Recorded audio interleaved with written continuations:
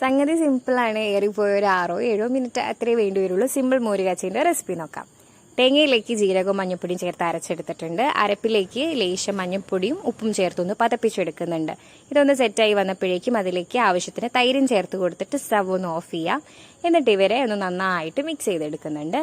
ഇനി അതൊന്ന് ഓഫാക്കി സെറ്റാക്കി വെച്ചതിന് ശേഷം നമ്മൾ വറവാണ് നോക്കുന്നത് കേട്ടോ. വറവിന് വേണ്ടിയിട്ട് കടുകും ഉലുവയും ഒന്ന് പൊട്ടിച്ചെടുക്കുന്നുണ്ട് കേട്ടോ. ഇവരെ ഒന്ന് പൊട്ടി വന്നതിന് ശേഷം അതിലേക്ക് ഞാനിവിടെ ചേർത്ത് കൊടുത്തിട്ടുള്ളത് ഉള്ളിയാണ്. ഇത് ചുവന്നുള്ളി ഉണ്ടായിരുന്നില്ല, അതുകൊണ്ടാണ് കേട്ടോ. അതിലേക്ക് വറ്റൽമുളകും കൂടി ചേർത്ത് കൊടുക്കാം. ഇവരൊന്ന് വെന്ത് വരുമ്പോഴേക്കും നമുക്ക് അതിലേക്ക് കറിവേപ്പിലയും കൂടി ചേർത്ത് കൊടുത്തിട്ട് നന്നായിട്ടൊന്ന് മിക്സ് ചെയ്തെടുക്കുന്നുണ്ട്. ഇവരെല്ലാവരും ഒന്ന് പൊട്ടിത്തെറിച്ച് വരുന്നുണ്ട് കേട്ടോ. നന്നായിട്ട് മിക്സ് ചെയ്തതിന് ശേഷം നമ്മുടെ എടുത്തിട്ടുള്ള മോര് കാച്ചിയിലേക്ക് ഇതൊന്ന് ഒഴിച്ചു കൊടുക്കുന്നുണ്ട്.